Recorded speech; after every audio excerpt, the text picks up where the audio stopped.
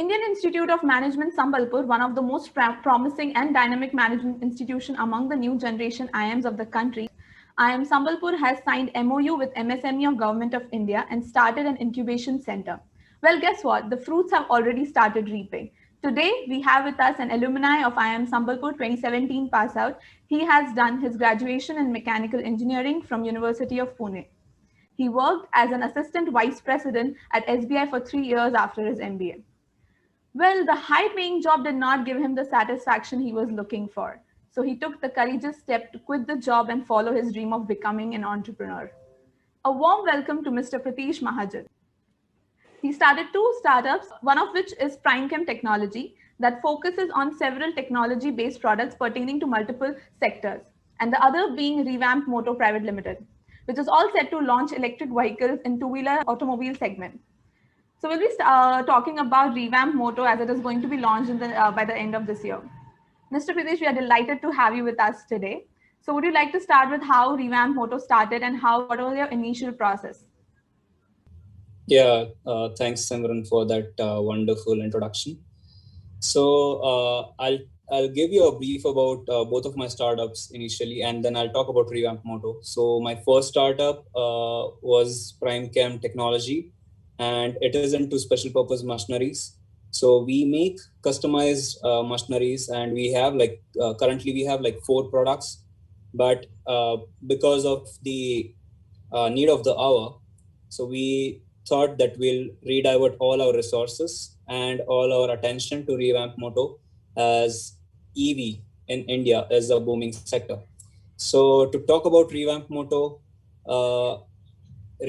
is an Indian EV automaker, and we started back in May 2020 when I resigned from my previous company. And the vision that we are hitting on Revamp Moto is to empower the society by sustainable adaptive solutions. And these products that we are coming up in the EV sector are specifically meant to cater the ground level stuff.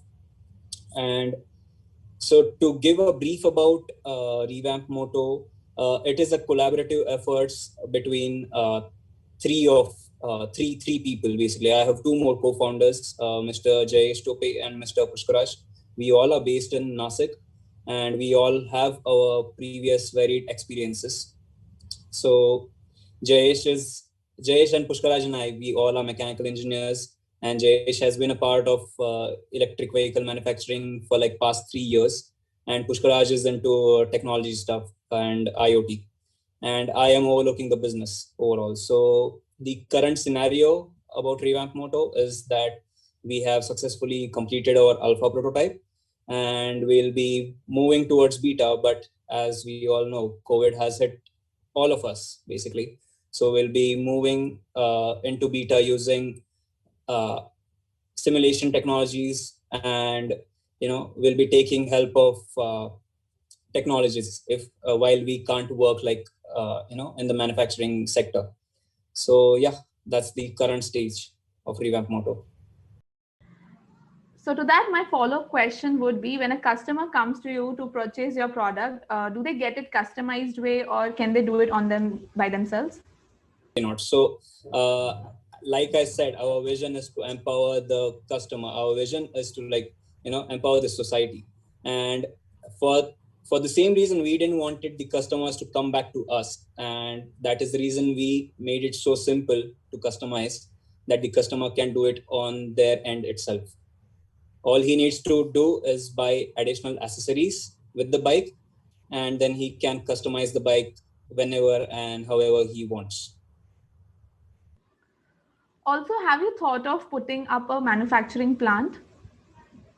Yes, we have. So initially, we will be manufacturing in Nasik, as we are based in Nasik, but we don't plan to go into large volumes.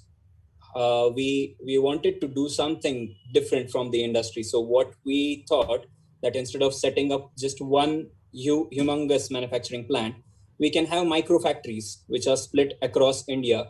So for example, every state can have 1 micro factory, where the manufacturing and the assembly of these bikes can take place. So how it helps is, first thing, the capital that we need is cut down because we are not investing a lot of capital into one humongous facility.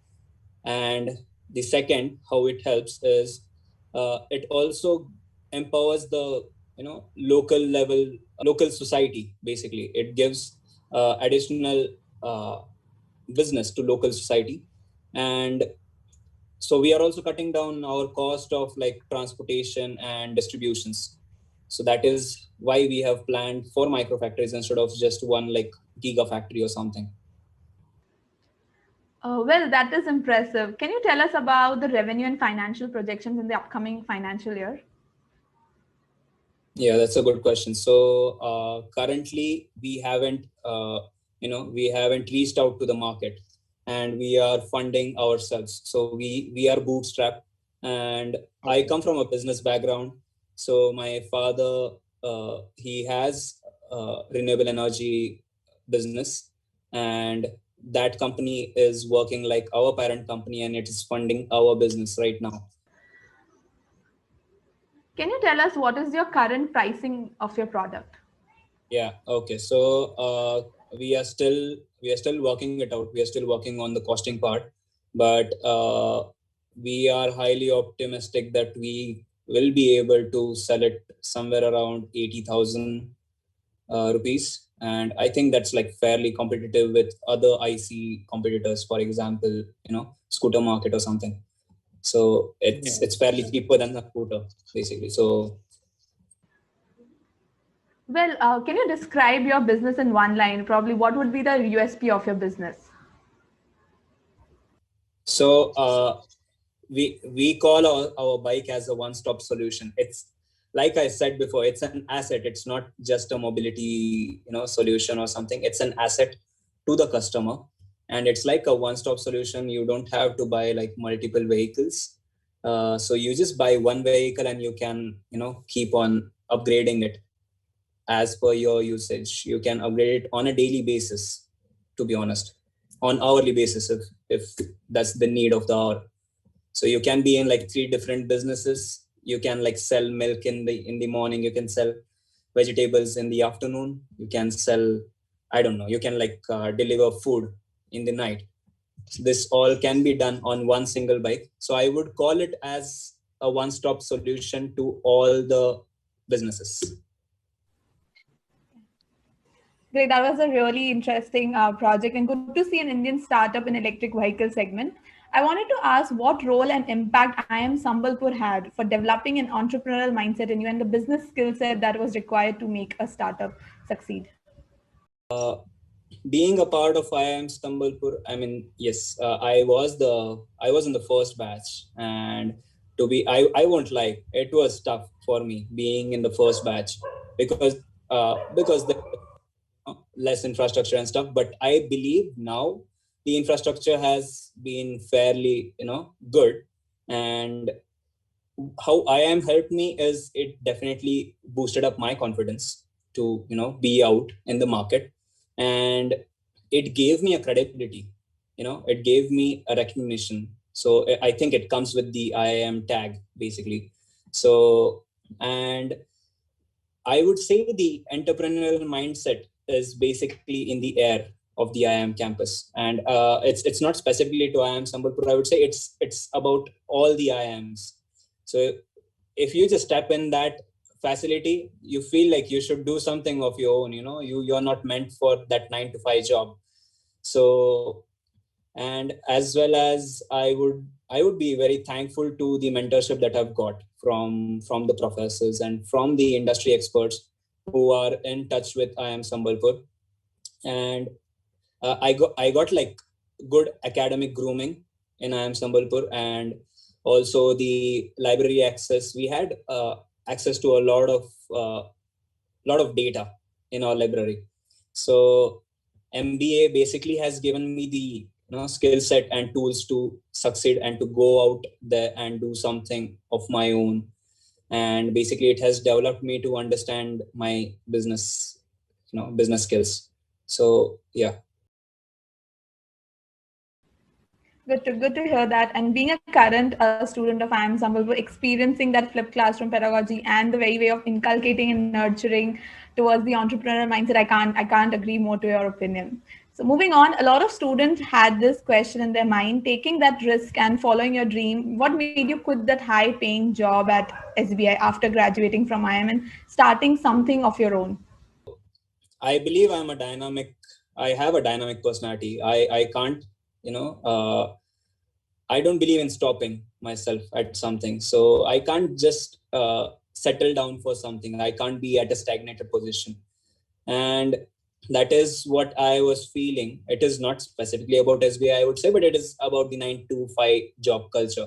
So the major thing that pushed me to go into entrepreneurship was the lack of job satisfaction over there. So I was not happy with what I was doing because that was not what I wanted to do with my life. That wasn't what I was passionate about. And so what used to happen is I used to question myself every day. When I used to wake up in the morning, 1 hour I would be still in my bed deciding if I need this job, if I need to go to office today, what reason should I give to my boss to get a holiday? So I started feeling low. Basically, I could feel that fire, going down within me. So this gave me a mental blockage of getting out of this 9 to 5 culture. And naturally, being from a business family, I believe I already had that leadership personality, and I always wanted to do something of my own.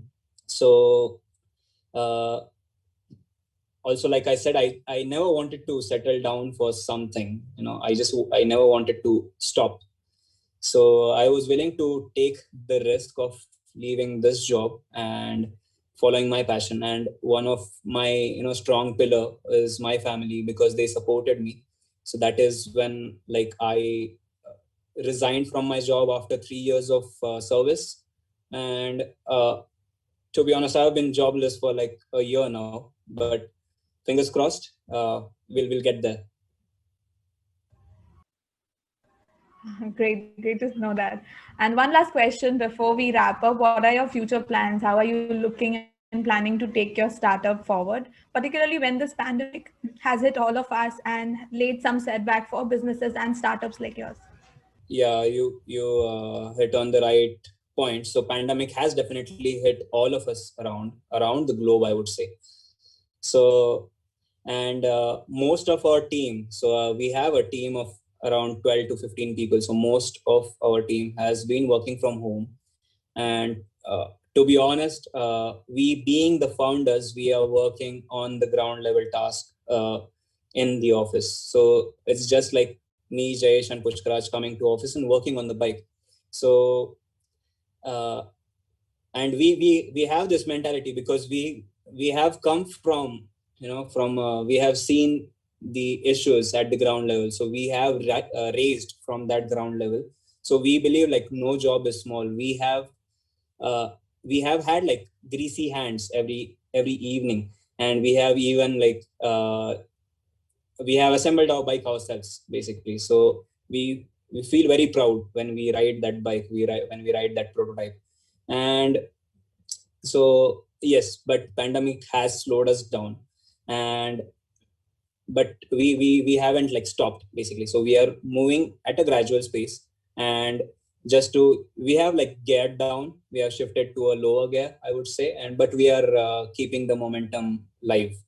And so how we are dealing with this current scenario is, as we can't go to office and do our manufacturing stuff, we are currently focusing on digital stuff basically, and we are adopting this advanced technology. For example, like we are simulating our beta prototype instead of manufacturing it in a physical prototype. We are gonna use Altair's software, about what Jayesh was saying. So one good thing is that we have been trying to reach out into the digital world, and we even got good response from the industry. So recently we got shortlisted into the top 50 startups of India in the Altair Startup India Challenge, and that's a good, that's a proud feeling for us. And we are fairly sure that we'll be making in the top 20 as well. And the other good thing is that we did get an opportunity to pitch to IIM Ahmedabad's Rise to Pitch, where we also got shortlisted in that as well. So we were in the shortlist of top 10 startups of India, particularly to EV sector, and we got shortlisted into the second round as well. So I believe we would be having like 4 to 5 other players to compete with, but we are fairly confident about our product. So we are currently focusing on the digital growth instead of our physical growth, and we believe in this jargon that the fittest survive. So we are just trying to run as the pandemic hits. So, but yes, we are evolving with time, and we are trying to survive. We are trying to strive. We are hustling. But yes, COVID hasn't stopped us. So yeah. Yeah, right. But that was quite insightful, and it was wonderful interacting with you, Mr. Pritesh. Thank you so much for giving your valuable time to us. And I'm sure your words will inspire many and make us follow our dreams too. We assure you that going forward, the Institute will help you and support you in whichever way it can. And once again, thank you so much for joining us today.